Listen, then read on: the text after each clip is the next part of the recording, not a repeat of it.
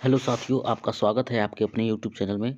दोस्तों, हमारी सीरीज चल रही है, ठीक है, फिजिक्स क्वेश्चन की सीरीज चल रही है जो railway NTPC group D SSC UPP constable लेखपाल या किसी भी वनडे एग्जाम है दोस्तों, यहाँ से क्वेश्चन आपको डायरेक्ट देखने को मिलेंगे। ठीक है, तो दोस्तों अगर आप चैनल पर नए हैं तो चैनल को सब्सक्राइब कर लें। ठीक है, इससे पहले हमारी 3 क्वेश्चन सीरीज हो चुकी है, ये सीरीज हमारा 4 है। ठीक है, और आप अगर पीछे के वीडियो को देखे नहीं है तो आप जाके देख सकते हैं। ठीक है, यहाँ पे हम चलते हैं क्वेश्चन पे अपने डायरेक्ट, नो बकवास। ठीक है, क्वेश्चन नंबर 1 है हमारा, किसी वस्तु का त्वरण इनमें से किसके प्रति इकाई समय में हुआ परिवर्तन है। ठीक है दोस्तों, तो आपको पता है, सिंपल सा फार्मूला है, त्वरण बराबर क्या होता है, वेग परिवर्तन की दर। ठीक है, वेग परिवर्तन की दर को त्वरण कहते हैं। ठीक है, मतलब एकांक समय में हुए वेग परिवर्तन को त्वरण बोलेंगे। ठीक है, तो त्वरण त्वरण इनमें से क्या है, तो वेग परिवर्तन इसमें से किस में हुआ परिवर्तन है, तो ऑप्शन हमारा ए सही हो जाएगा।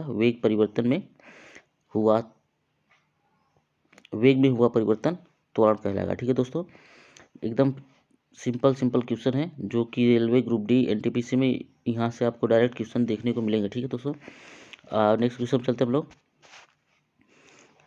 क्वेश्चन नंबर 2 है, निम्नलिखित में से कौन सी एक सदिश राशि है। ठीक है दोस्तों, ऑप्शन हमारा समय, तापमान, दूरी और वेग। ठीक है दोस्तों, तो यहाँ पे जो वेग है दोस्तों, ठीक है, ये सदिश राशि है, सदिश है वेग, और समय, तापमान, दूरी, ये सब दोस्तों अदिश राशि है, क्योंकि इनमें दिशा का बोध नहीं होगा और वेग में दोस्तों दिशा का बोध होगा। तो जिसमें दिशा का बोध होता है वो सदिश राशि होता है। ठीक है, दिशा और परिणाम दोनों का बोध होगा वो सदिश राशि होगी, और जिसमें केवल परिमाण का बोध होगा वो अदिश राशि होगी। ठीक है दोस्तों, तो समय, तापमान और दूरी में परिमाण का केवल बोध होता है तो ये अदिश राशि है, और वेग में दिशा और परिमाण दोनों का बोध होता है, तो इसलिए ये वेग सदिश राशि है। ठीक है दोस्तों, नेक्स्ट क्वेश्चन चलते हम लोग। क्वेश्चन नंबर 3 है, विस्थापन के संबंध में जो समय का फंक्शन है, एक वस्तु की स्थिति में परिवर्तन की दर, ठीक है, उसे क्या कहा जाता है। ठीक है, वस्तु की स्थिति में परिवर्तन की दर को क्या कहेंगे। ठीक है दोस्तों, क्वेश्चन ये हमारा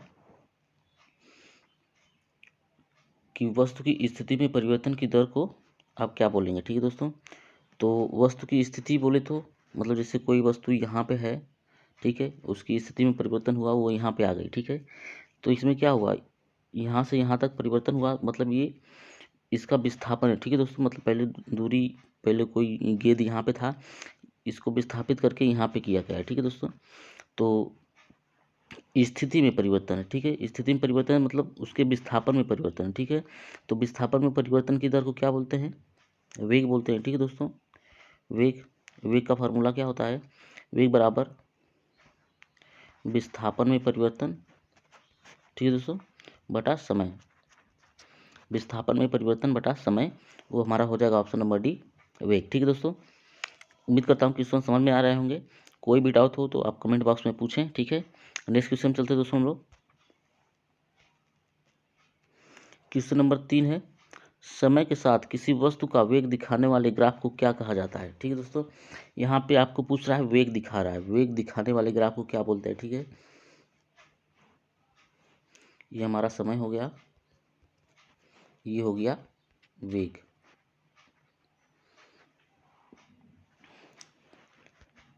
ठीक है दोस्तों, वेग दिखाना है हमको। ठीक है, तो आपको पता है कि विस्थापन में परिवर्तन की दर को वेग बोलते हैं, तो यहाँ पे दोस्तों विस्थापन होगा। ठीक है, विस्थापन अब जैसे यहाँ पे है, तो पहले पहले हमारी कोई पिंड यहाँ पे था, फिर वो विस्थापित होके यहाँ पे समय के साथ विस्थापित हुआ और वो यहाँ पे आ गया। ठीक है,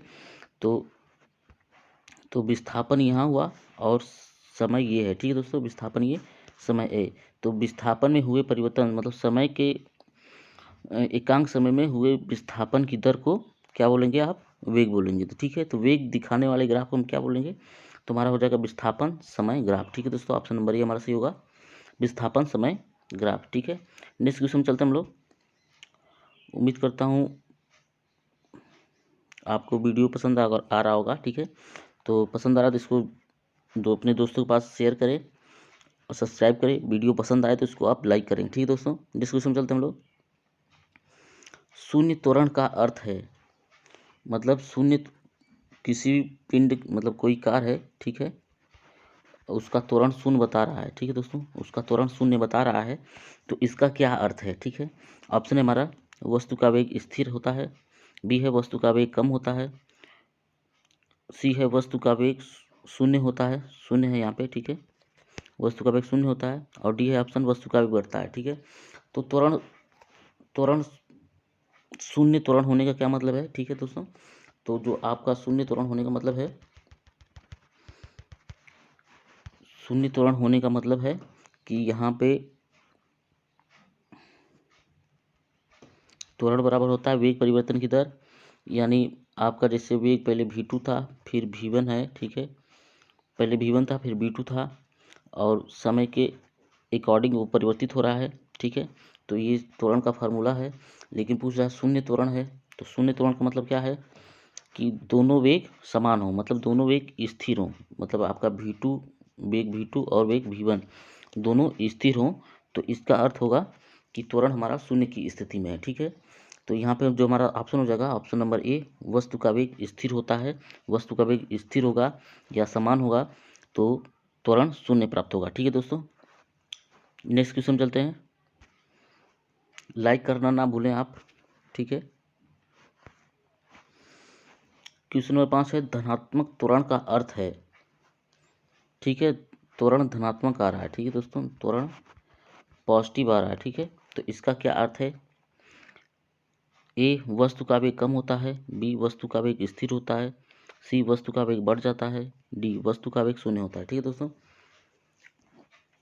तो वस्तु का वेग कम होगा, पहले पहले हमारा v1 था, ठीक है दोस्तों, फिर v2 हुआ। ठीक है, तो v2 माइनस v1 अपान टी, तो वस्तु का वेग कम होगा, पहले 5 था, फिर हो गया 3। ठीक है, तो यहाँ से आप करेंगे तो यहाँ पे इसमें आएगा निगेटिव आएगा। ठीक है, निगेटिव त्वरण आएगा। ठीक है, फिर वस्तु का वेग स्थिर होगा, तो वस्तु का वेग स्थिर होगा तो पहले यहाँ पे 5 था, यहाँ पे भी 5 होगा, तो त्वरण हमारा शून्य आएगा। ठीक है, वस्तु का वेग बढ़ जाता है, पहले 5 था अब 8 हो गया। ठीक है, तो अब यहाँ पे क्या आएगा, हमारा पॉजिटिव त्वरण आएगा। ठीक है दोस्तों, तो ऑप्शन नंबर सी हो जाएगा हमारा, वस्तु का वेग बढ़ जाता है। ठीक है, धनात्मक त्वरण का अर्थ है कि वस्तु का वेग बढ़ जाता है, पहले 5 था, ठीक है, वेग, फिर उसकी स्पीड बढ़ी और वो हो गया 8 मीटर। ठीक है, 8 मीटर पर सेकंड, पहले 5 मीटर पर सेकंड के हिसाब से चल रहा था, अब 8 मीटर पर सेकंड के हिसाब से चलेगा, तो धनात्मक त्वरण प्राप्त होगा। ठीक है दोस्तों, नेक्स्ट क्वेश्चन चलते हम लोग।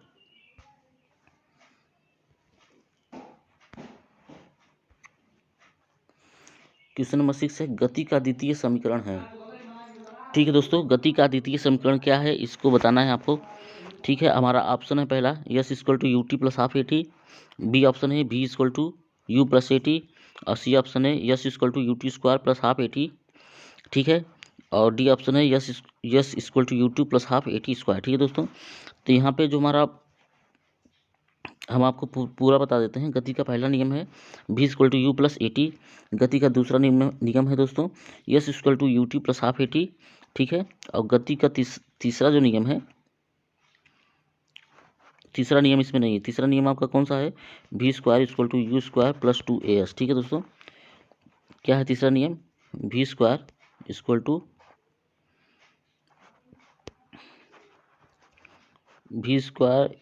You square plus 2as। ठीक है दोस्तों, ये हमारा गति का तीसरा समीकरण है। और गति का दूसरा नियम s equal to u t plus half a t square होता है। ठीक है दोस्तों, ऑप्शन नंबर डी हमारा हो जाएगा।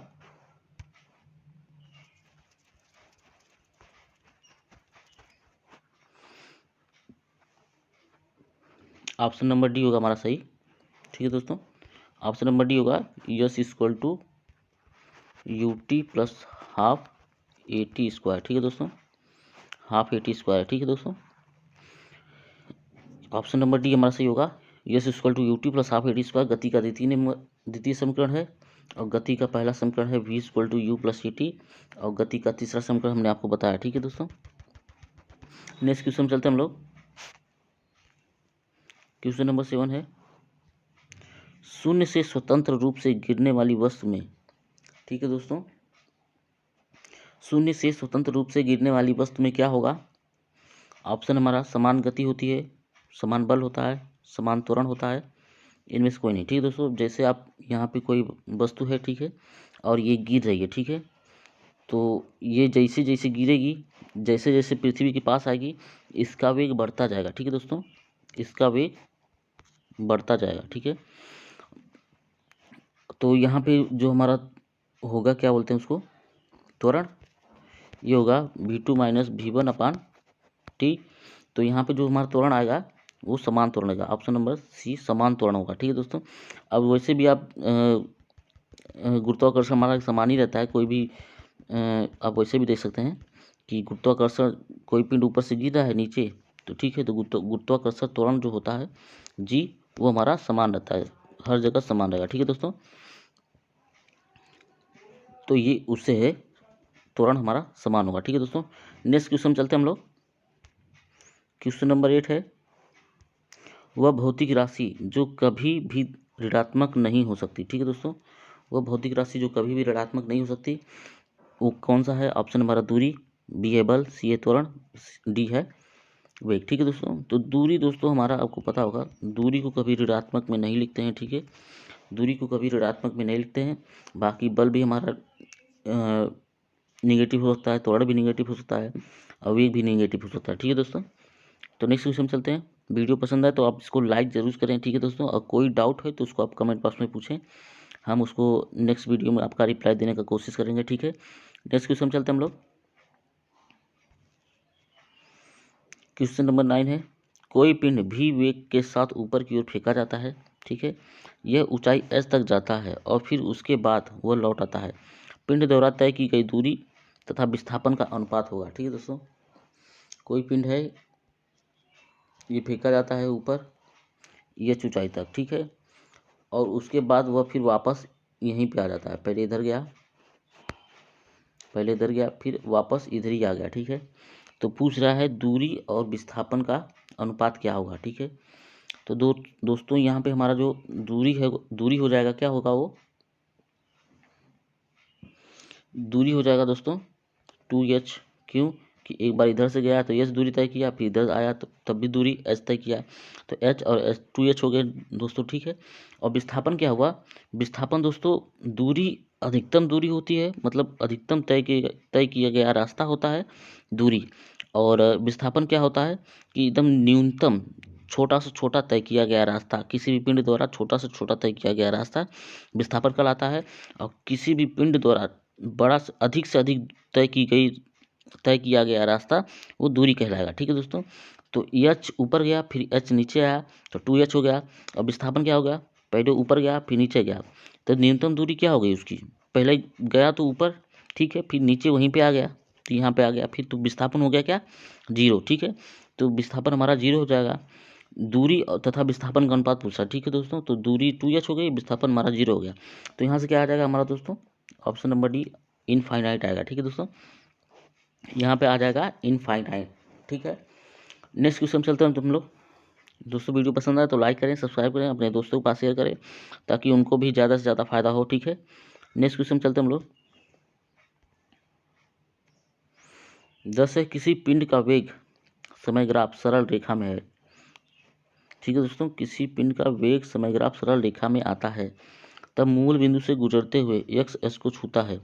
पिंड की गतिशील है। ठीक है, मतलब पिंड किस प्रकार गतिशील है ये पूछ रहा है। ठीक है, ये है दोस्तों आपका समय, ये हो गया वेग। ठीक है,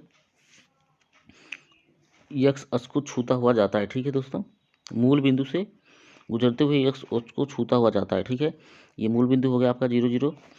अब पूछ रहा है कि इसमें पिंड में क्या है, आपको पूछ रहा है। ऑप्शन ए हमारा समान त्वरण, बी है समान वेग, सी है बदलते हुए त्वरण से, और डी है शून्य त्वरण से। ठीक है दोस्तों, तो आप देख रहे होंगे वेग हमारा यहाँ पे है, ठीक है, और समय यहाँ पे, मतलब जैसे जैसे समय बढ़ रहा है वैसे वैसे वेग भी हमारा बढ़ रहा है। ठीक है, तो क्या हो गया, त्वरण हमारा v2 माइनस v1 अपान टी हो गया।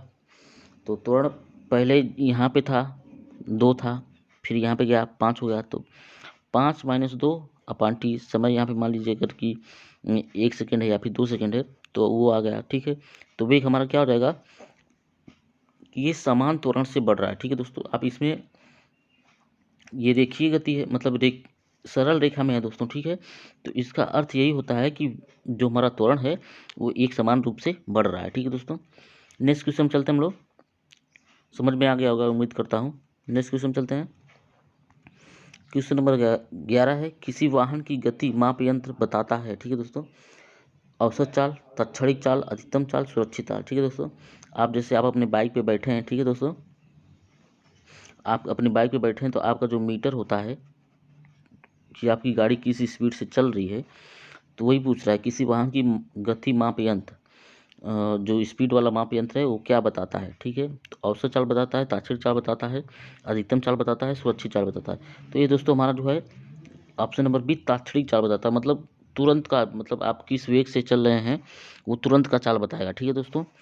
आपकी स्पीड 5 हो गई, 20 हो गई, 40 हो गई, 80 हो गई, ठीक है, 100 हो गया, तो ये आपका तुरंत वो जो ताक्षणिक चाल रहता है वो तो वही बताता है, तत्काल वाला, ठीक है दोस्तों। नेक्स्ट क्वेश्चन चलते हैं हम लोग। क्वेश्चन नंबर 12 है, एक पिंड यू वेग से एक फर्श से टकराता है तथा उसी गति से उछलता है, गति में परिवर्तन होगा, ठीक है दोस्तों। दोस्तों वीडियो अगर पसंद आए तो इसको आप अपने दोस्तों के पास ज़्यादा से ज़्यादा शेयर करें, ठीक है। आप उसको ज़्यादा से ज़्यादा शेयर करें दोस्तों, ठीक है। क्वेश्चन हमारा, एक पिंड यू वेग से फर्श से टकराता है तथा उसी गति से उछलता है, गति में परिवर्तन होगा, ठीक है दोस्तों। कोई पिंड है यहाँ से, ये फर्श है आपका, इस पे यू वेग से टकराता है, ठीक है दोस्तों, और फिर उसी गति से वापस उछलता है, ठीक है। तो यहाँ पे गति में परिवर्तन होगा ये पूछ रहा है दोस्तों, ठीक है। तो आपका हो गया वेग परिवर्तन, क्या हो गया आपका v2 माइनस v1, ठीक है। तो यहाँ पे v2 आपका क्या हो गया, ये उसी वेग से ऊपर की ओर जा रहा है, ठीक है दोस्तों। जब टकराने के बाद उसी वेग से ऊपर जा रहा है तो इसको आप माइनस यू लिखेंगे, ठीक है, माइनस यू, और फिर माइनस, फिर ये जब ये पृथ्वी से टकराता है, ठीक है, तो ये आपका हो जाएगा u, ठीक है। ये वाला u जब पृथ्वी से टकराता है u वेग से तो ये u हो गया माइनस, और जब पृथ्वी से टकरा के ऊपर जाता है तो यहाँ पे इसकी गति माइनस u होगी, ठीक है, क्योंकि ये गुरुत्वाकर्षण के विपरीत जा रहा है, ठीक है। तो यहाँ पे जो गति में परिवर्तन होगा minus you equal to -2u, ठीक है दोस्तों। ऑप्शन नंबर डी हमारा सही हो जाएगा, -2u, ठीक है दोस्तों। नेक्स्ट क्वेश्चन चलते हैं हम लोग। शेयर करें ज़्यादा से ज़्यादा दोस्तों, क्वेश्चन सारे इंपॉर्टेंट है, सारे एग्जाम में पूछे हुए हैं, ठीक है दोस्तों। प्रीवियस ईयर के क्वेश्चन है, ठीक है, और सारे एग्जाम में पूछे हुए हैं, और आप इसको, आपको आने वाले एग्जाम में दोस्तों आपको यहाँ से डायरेक्ट क्वेश्चन देखने को मिल सकते हैं, ठीक है। नेक्स्ट क्वेश्चन चलते हैं हम लोग। क्वेश्चन नंबर 13 है, किसी पिंड का वेग समरूप कहा जाता है, ठीक है दोस्तों, किसी पिंड का वेग समरूप कहा जाता है, ठीक है। तो क्या है ऑप्शन हमारा, वेग का सिर्फ मान नियत हो, वेग का सिर्फ दिशा नियत हो, वेग का मान और दिशा दोनों नियत हो, और डी ऑप्शन है वेग का मान और दिशा दोनों परिवर्तित हो, ठीक है दोस्तों। तो यहाँ पर जो हमारा सही ऑप्शन है ये ऑप्शन नंबर सी हो जाएगा, ठीक है।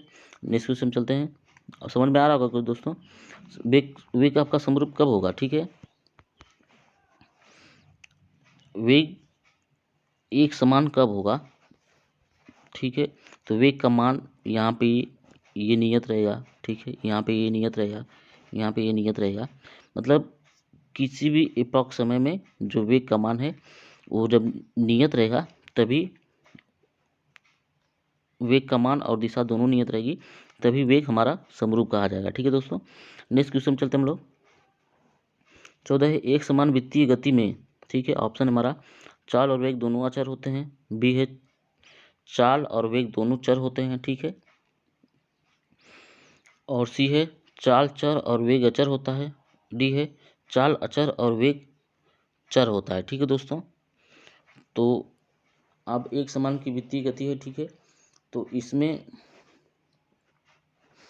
दोस्तों चाल जो रहेगा वो अचर रहेगा, ऑप्शन नंबर डी हमारा, ठीक है। चाल अचर रहेगा, ठीक है, चाल अचर रहेगा और वेग चर रहेगा। मतलब जैसे वेग वेग की दिशा पता रहेगी, ठीक है, कि वित्तीय गति कर रहा है, किसी सर्किल में घूम रहा है, ठीक है, लेकिन चाल का दिशा नहीं पता रहेगा, ठीक है दोस्तों। नेक्स्ट क्वेश्चन चलते हैं हम लोग। वीडियो पसंद आए तो इसको लाइक करें, ठीक है। क्वेश्चन नंबर 15 है, किसी पिंड का विस्थापन समय के समानुपाती पाया जाता है, ठीक है। किसी पिंड का विस्थापन समय के समानुपाती पाया जाता है, तो पिंड का क्या होगा, वेग नियत रहेगा, त्वरण नियत रहेगा, वेग शून्य होगा, त्वरण ऋणात्मक होगा, ठीक है दोस्तों। तो आपको पता है वेग विस्थापन जब अगर समानुपाती पाया जाता है तो उसका वेग नियत रहेगा, ठीक है। क्या होता है,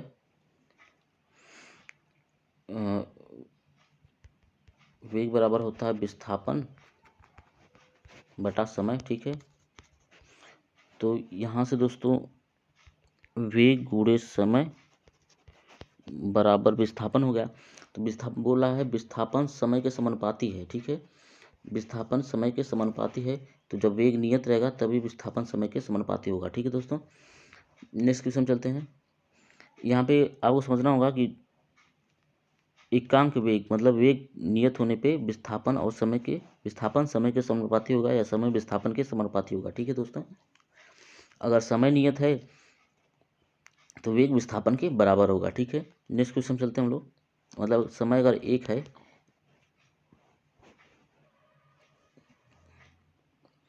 ठीक है दोस्तों, समय अगर एक है तो यहाँ पे समय एक है तो वेग विस्थापन के समानुपाती होगा, ठीक है। नेक्स्ट क्वेश्चन चलते हैं हम लोग।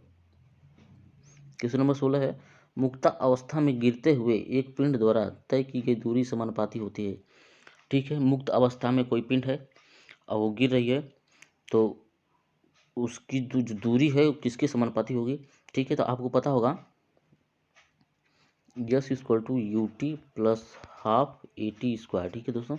मुक्त अवस्था मतलब जो प्रारंभिक वेग है हमारा वो जीरो है, ठीक है। प्रारंभिक वेग जीरो हो गया, तो यहाँ पे जो हमारा जो दूरी है किसके समानुपाती होगी, तो ए टी होगा, ए टी स्क्वायर, ठीक है। और जब मुक्त अवस्था में गिर रहा है तो त्वरण दोस्तों शून्य होता है, अरे त्वरण गुरुत्वाकर्षण होगा वो एकांक होगा, फिक्स होगा, ठीक है। तो वो हमारा किस पे डिपेंड करेगा, समय पे, ठीक है। मतलब गुरुत्वाकर्षण के कारण अगर गिर रहा है वो, मतलब त्वरण तो नियत हो गया, ठीक है। मतलब 9.8 अगर गुरुत्वाकर्षण का गिर रहा तो 9.8 ही रहेगा, लेकिन समय जो रहेगा हमारा दोस्तों ये उस पर डिपेंड करेगा, ठीक है, कि उसकी दूरी क्या होगी, ठीक है। समझ में आया होगा। नेक्स्ट क्वेश्चन चलते हैं हम लोग। ऑप्शन नंबर सी होगा हमारा गिरने के समय के वर्ग के, ठीक है दोस्तों। ये गिरने के समय के वर्ग के बराबर होगा, ठीक है। नेक्स्ट क्वेश्चन चलते हैं हम लोग।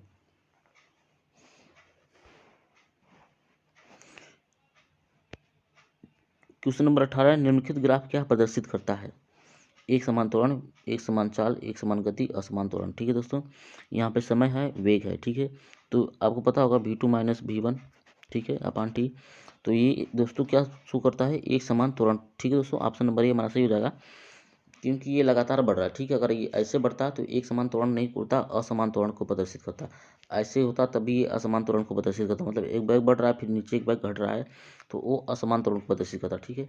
अगर ऐसे हो बढ़ता तो एक बैग पूरा मतलब अचानक त्वरण बढ़ गया, जो कि इम्पॉसिबल घटना है, ठीक है, ये ऐसा होता नहीं है।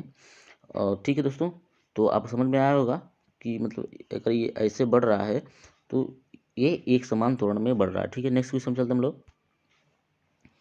क्वेश्चन नंबर 17 है, शून्य से स्वतंत्र रूप से गिरने वाली वस्तु का एक समान गति होती है, एक समान वेग होता है, समान त्वरण होता है, और डी ऑप्शन है हमारा, समान बल होता है, ठीक है दोस्तों। तो शून्य से स्वतंत्र रूप से गिरने वाली वस्तु गुरुत्वाकर्षण के अधीन गिरेगी, ठीक है। तो क्या हो जाएगा, उसका समान त्वरण होता है, मतलब गुरुत्वाकर्षण जी हर जगह कांस्टेंट रहता है, तो आप वहां से समझ सकते हैं समान त्वरण होता है, ठीक है। नेक्स्ट क्वेश्चन चलते हम लोग। क्वेश्चन नंबर 18 है, एक वस्तु असमान वेग तथा समान त्वरण से गतिमान है, ठीक है दोस्तों। एक वस्तु असमान वेग तथा समान त्वरण से गतिमान है, तो ये क्या प्रदर्शित कर देगा, वेग समय ग्राफ, विस्थापन समय ग्राफ रेखीय है, विस्थापन समय ग्राफ अरेखीय है, वेग समय ग्राफ रेखीय है, वेग समय ग्राफ अरेखीय, ठीक है दोस्तों। असमान वेग तथा समान त्वरण से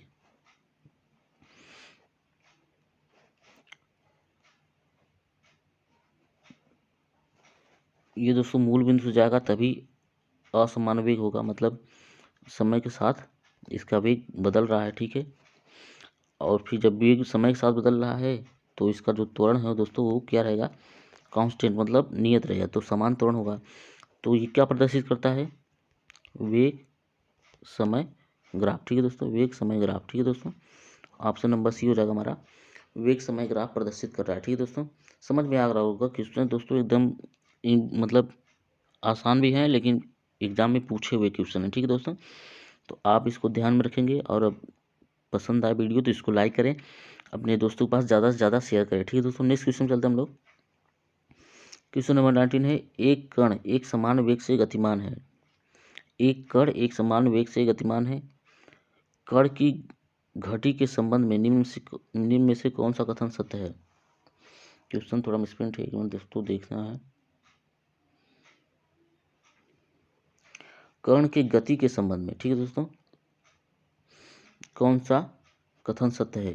तो इसकी चाल शून्य है, इसका त्वरण शून्य है, इसका त्वरण वेग के विपरीत दिशा में है और इसकी चाल परिवर्तनशील हो सकती है, ठीक है दोस्तों। तो एक कण एक समान वेग से गतिमान है, ठीक है। तो क्या हो गया, वेग समान है, ठीक है। तो यहाँ पे क्या हो जाएगा, इसका त्वरण, वेग समान है तो त्वरण क्या होगा, v2 माइनस v1/t। वेग समान है तो त्वरण क्या होगा हमारा, 0 हो जाएगा, ठीक है। तो ऑप्शन नंबर बी हमारा सही हो जाएगा, इसका त्वरण शून्य है, ठीक है दोस्तों। नेक्स्ट क्वेश्चन चलते हैं। मंदता का अर्थ है, ठीक है दोस्तों, तो इसका जो सही ऑप्शन है वो है ऋणात्मक त्वरण। ऋणात्मक त्वरण को दोस्तों हम डी एक्सेलरेशन यानी मंदता बोलते हैं, ठीक है। ठीक है दोस्तों, मतलब जैसे अगर हमारा जो त्वरण है वो निगेटिव आ रहा है, ठीक है, त्वरण निगेटिव आ रहा है तो त्वरण को हम निगेटिव में प्रदर्शित नहीं करते, उसको डी एक्सेलरेशन यानी मंदता लिखते हैं, ठीक है दोस्तों। तो उसको त्वरण ना लिख के मंदता लिखते हैं अगर हमारा त्वरण निगेटिव में है, ठीक है दोस्तों। नेक्स्ट क्वेश्चन चलते हैं। क्वेश्चन नंबर 21 है, एक वस्तु में इकाई समय में वेग परिवर्तन की माप है, ठीक है दोस्तों। वेग परिवर्तन की माप है, मतलब एक वस्तु में किसके इकाई समय में वेग परिवर्तन की माप है, ठीक है। ऑप्शन हमारा विस्थापन, बी है चाल, सी है त्वरण, डी है संवेग। तो वेग परिवर्तन क्या होगा दोस्तों, वही है ऑप्शन हमारा सी, त्वरण। दोस्तों सारे क्वेश्चन एग्जाम में पूछे हुए हैं, ठीक है, इसलिए हम जितने क्वेश्चन पूछे हुए हैं, जैसे पूछे हुए वैसे हूबहू हमने इसको यहाँ पे लिखा है, ठीक है। तो आपको उम्मीद करता हूँ कि वीडियो पसंद आया होगा। और दोस्तों ये आपको यूपी लेखपाल और सभी एग्जाम में दोस्तों आपको देखने को यहाँ से क्वेश्चन मिलेंगे, ठीक है दोस्तों। तो आप वीडियो को ज़्यादा से ज़्यादा शेयर करें और अपने दोस्तों के पास, ठीक है। वीडियो पसंद आए तो लाइक और सब्सक्राइब करें, ठीक है। वीडियो देखने के लिए धन्यवाद।